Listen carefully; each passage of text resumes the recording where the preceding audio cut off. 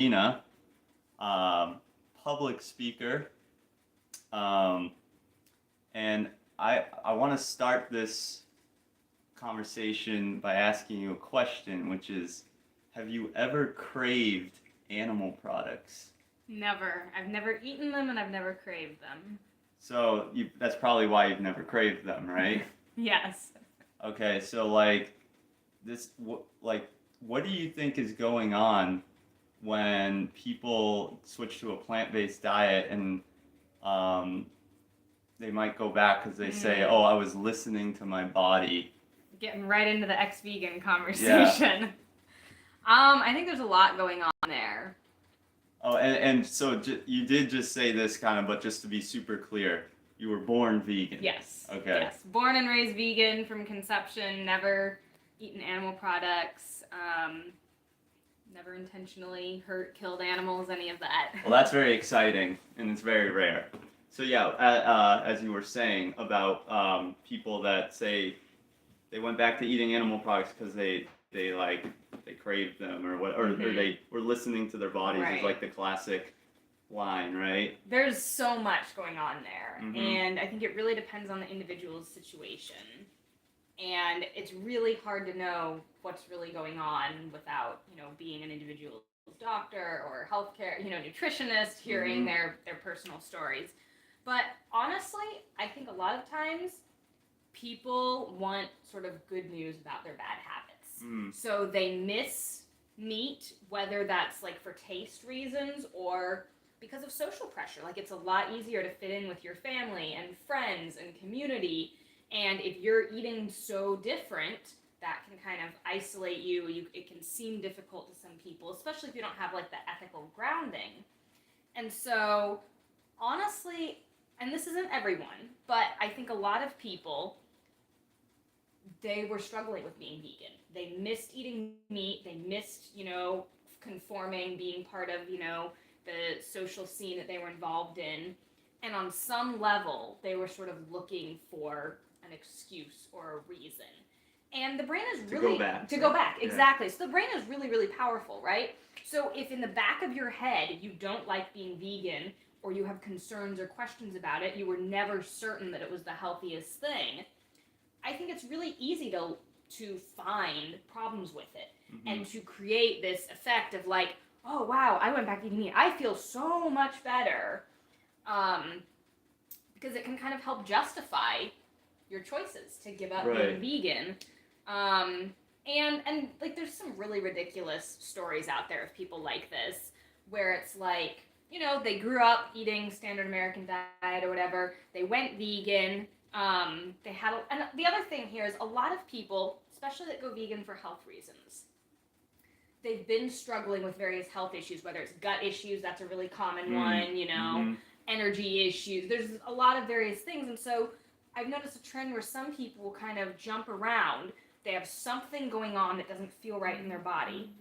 So they'll try high carb, low fat vegan, then they'll try oil free, then they'll try raw food, then they'll, they try all these extreme variations. Right. So they already had an issue and the plant-based diet isn't like actually fixing the issue. It's not, and maybe so times they thought it was, So what about like neuropathology? That's something that I always think about when it comes to this whole ex-vegan thing, and why I think it's really important to shed light on the people that are born vegan that are never going to crave those products because they've never built the neuropathology for those products, right? Yeah. For the habits, right? Absolutely. Yeah. To me, that's like one of the most important factors for people to understand about any addiction, right? Yep. But yeah, I mean that's why I asked you to do this video, because I think it's so cool. Like, say, hey, look, I'm never gonna crave. It's like when you get hungry, like you never are gonna think about the texture. Well, okay, I should ask you this: have you ever? Maybe you did answer this. You've never even tasted an animal, or maybe you've tried the nothing. No meat. No meat. I've as much as I've tried to be 100%. We live in a non-vegan world. Yeah. accidents happen with dairy and eggs. Sure. But you never like went out of your way to be like, oh, I'm gonna try an omelet or Never right. Okay, so that's the thing that I really wanted to touch upon is that you're not because being completely honest, full disclosure, I've been vegan almost 7 years. I still crave animal products. And I completely, I don't think that that's like a bad thing. I know why that is. And it is the same reason a person that smokes for 20 years, that smokes for most of their life and then quits for 20 years, will still crave a cigarette after 20 years of not having a cigarette, right? Yeah. Do you feel like when you, like if you eat like a Beyond Burger or something, some of the vegan junk food that mimics meat, does that like satisfy your craving? It does, absolutely. Okay. There's plenty of foods out there. The Just Egg, the Beyond. I mean, a lot of that stuff does. I am so food sensitive. Actually, one of the reasons I stopped eating a lot of animal products in the first place, before I ever went vegan, was purely for health reasons and because it didn't make me feel good physically. Okay. But there is like a certain you know, the brain shows you images, right? When you're hungry, it's like, remember when you did this, right? And I would basically satisfy those things with the products we were just talking about, but I can't even eat any of that. I'm mostly a raw and raw till 4 kind of eater, not making any comment about whether that's the right way to eat, or I don't know that there's any right way to eat a plant-based diet. I think it might work differently for different people, but yeah, so that's why I asked you to do this video. Okay. Because I think it's so cool to not have those references in your head, and then you can say, I'm never gonna crave that. You probably don't picture it. You don't, you know. So yeah, anything else you wanted to add about that before I wanted to actually move on to a couple other topics? Okay. Yeah. Yeah, I mean, I don't crave it. It was, I find the smell of meat cooking usually gross. Yeah, me too. I think that's gross. Weird. I always, said it, burning dead animals. Right. It smelled like to me. Other people would walk by a barbecue place like, never have had that. Yeah. No, I find it gross as well, which is kind of the weird thing about the whole addiction aspect, is that you can be so disgusted by something. And but anyway, moving on to so you have an Instagram and a YouTube channel, and I've watched some of those videos. You actually just put one out. I just watched one about how veganism is co-opted, right, by big corporations. Yeah. Can you briefly touch upon that? Because, some people say veganism is the New World Order diet, not understanding that veganism isn't a diet. It's an agenda by Bill Gates or whatever. Right. I thought that was an interesting talk you gave. You can kind of sum it up in like a minute or two. Yeah. Even though there's a lot there, Yeah, I mean, the basics are, I think any truly radical or progressive social movement that challenges the powers to be, that challenges corporations, that challenges corporate profits, they run the risk of, when they get big enough or popular enough, sort of being, greenwashed or humane washed or co-opted, where those corporations or powerful interests find ways to sort of use our movement and our language, but shift the focus away from the truly radical, revolutionary aspect to make it so that they can make profit off of it. That's kind of what's going on. And so when we see, people like Bill Gates coming on and investing in the, Beyond or Impossible Burgers or Tyson Foods, right? They're one of the biggest, horrible food companies in the world that is doing so much harm.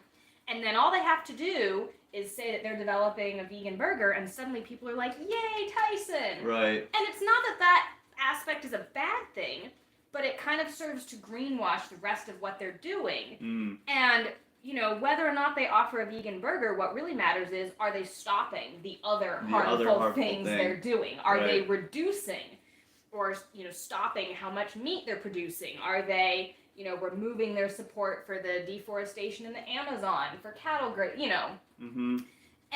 And so what I think is going on is that people that aren't careful to sort of look at the big picture get caught up in the good actions of these corporations and food companies, and then other people who aren't vegan look at that and say, see, look, they're trying to force veganism on us. It's part of, and it's not. Like, Bill Gates does not care about veganism. He does not care about the animals. He does not care about climate change. Mm-hmm. Because if he really did, he wouldn't have as much money as he has. He wouldn't be living he's not vegan himself. Right. Number one, if he really cared about the animals, the planet, climate change. I mean, couldn't he feed many villages in Africa, for years, just with a small fraction of his money? If he cared about any of the issues that his philanthropy even works for, he wouldn't be one of the top 3 richest people in the world. Right. And it is said that his philanthropy was actually just a cover for some bad PR that he got in the 80s or something. Absolutely. It's philanthrocapitalism. He's basically using it to influence people, to support his agenda and things, and it makes him look great, gets him good PR. But when you look at the actual outcome of the things that and this is not just true of him, this is true of many of the billionaire philanthrocapitalists and corporations that do some good. Mm-hmm.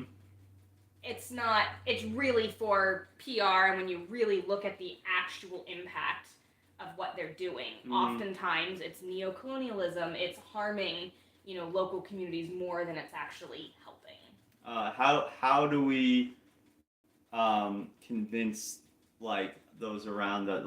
How do I mean, this is probably a really abstract question, but how do I explain something like that to my parents who think Bill Gates, they're Massachusetts liberals. They wouldn't call themselves liberals, they'd call themselves Democrats. Mm-hmm. But I'm just using them as an example. They represent so many people in many blue states. Uh-huh. They look at Bill Gates and they say, okay, that guy has done some great things, and he should be praised. How I can't believe anybody would say anything bad about him. My recommendation would be tell them to read some of Vandana Shiva's books. Vandana Shiva? Vandana Shiva. Do you know who she is? I've heard of her. Yeah. I love her. She's not vegan. That is the one caveat. I think she's vegetarian, and gets so much aside from that. But one of my favorite books she wrote, Oneness versus the 1%.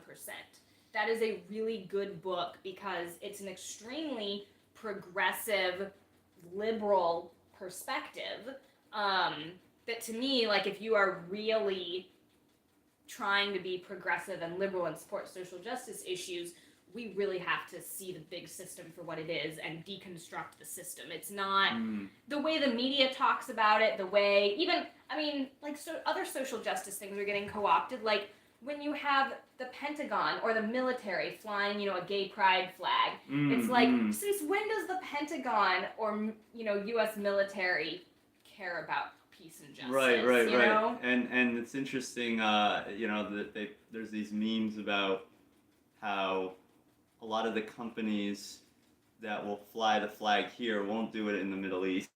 Oh, I'm sure. Yeah. I'm sure. Yeah. Yeah, so it's that kind of thing. It's I think a lot of the blame falls on the media for how they deal with and portray these issues. They kind of make it this culture war. They make it, when it's it's all, so much of that is a co-option and complete distraction. So I would encourage people like that, read Vandana Shiva's Oneness versus the 1%, because she really exposes the roots of the system and how problematic these billionaires and corporations are, and how they're all kind of in, a good old boys club where the way they invest, the way they do their philanthropy, it's all just kind of helping each other and the system, and not really people and communities. I think that was all very well put. I wanted to ask you about your mother because I saw on your social media you talk a little bit about her, right? How she's vegan. Do you want to just talk about a little, because I know both of you do speaking, public speaking, and I would only imagine that she's been such a powerful influence in your life. If you want to say some words about her and what she does.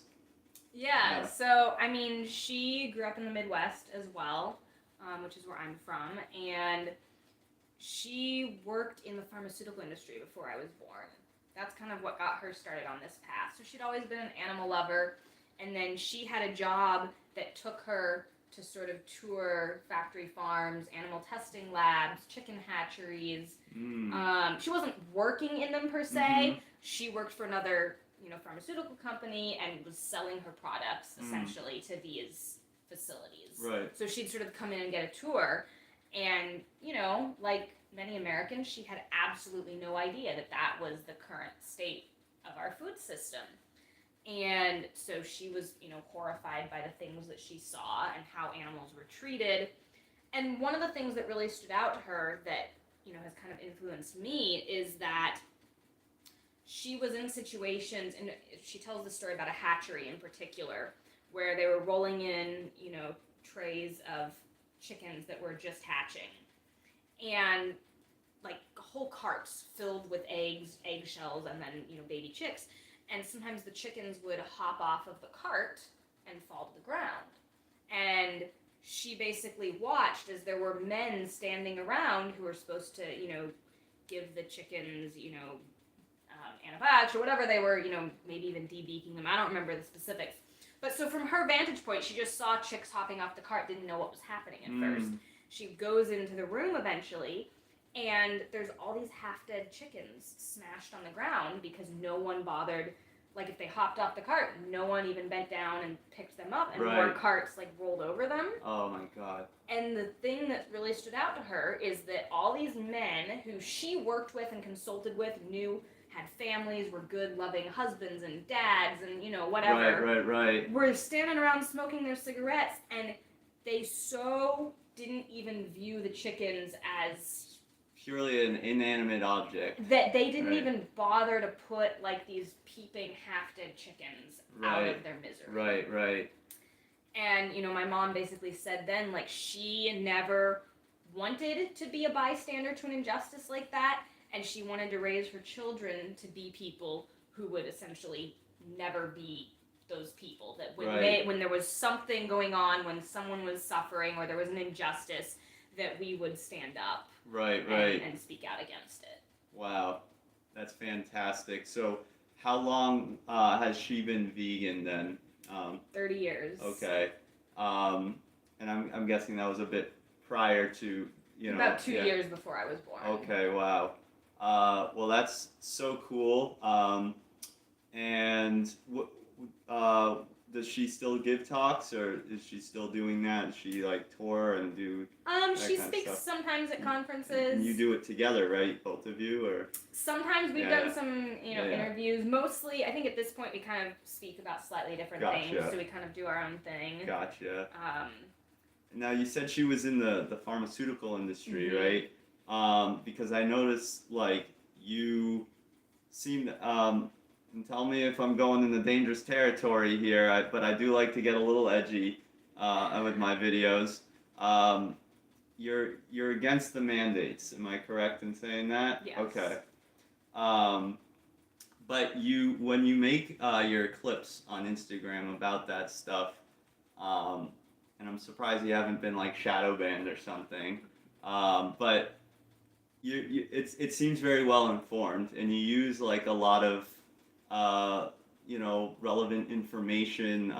It seems like you add studies or articles that are well researched. That's the way it seems to me. I'm not gonna make any bold statement about you really know what you're talking about, but it definitely seems that way. Does that influence of your mother from being in the pharmaceutical industry, does that have anything to do with how you think about the whole thing? For sure. Yeah. My mother's been a very influential person in my life, and the other value we were raised with was critical thinking. Yeah. Growing up vegan, I had lots of experiences where I'd go to doctors and, or people that hadn't met anyone raised vegan, and they would learn that I didn't drink dairy and would freak out and say, oh my goodness, you're going to be so deficient in calcium or this or that, want to run tests on my sister and I because they were, convinced that we were going to be deficient. Even when my mom would come in, hand them a stack of, the science still was there. It's gotten a lot better, but in the 90s, there was still plenty of evidence to back up the healthfulness I've seen stuff from the 70s in England where it was more, I guess, acceptable or something. Yes, I mean, we had these experiences where she would bring in studies and papers, and it's like the doctors dismissed it, didn't believe it because they had their bias and their training, They'd run tests and they'd be like, oh, your calcium levels are fine. Oh, your bones aren't, weak and breaking and, whatever.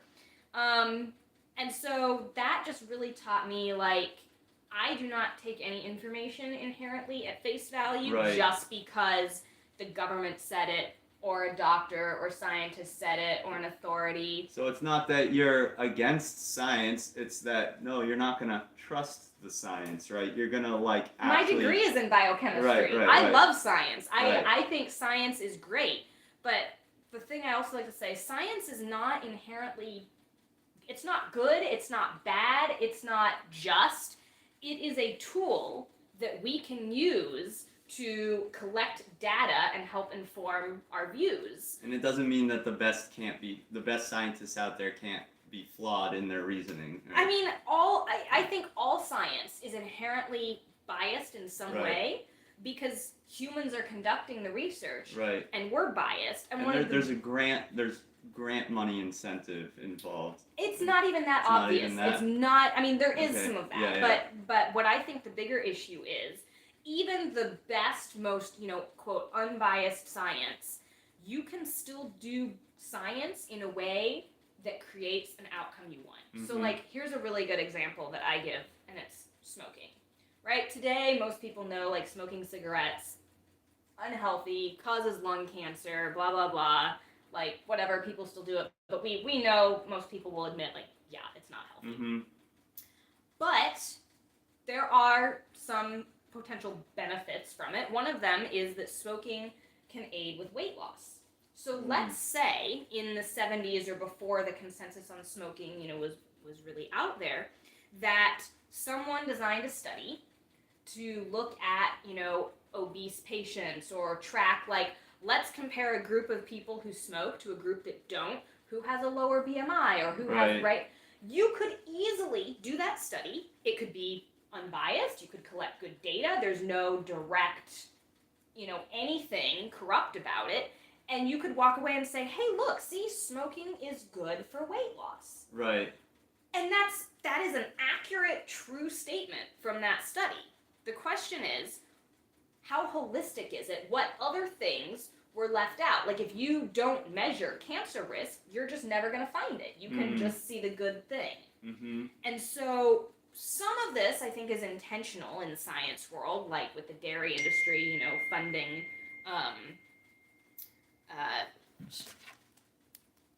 with the dairy industry funding, studies on dairy and things like that.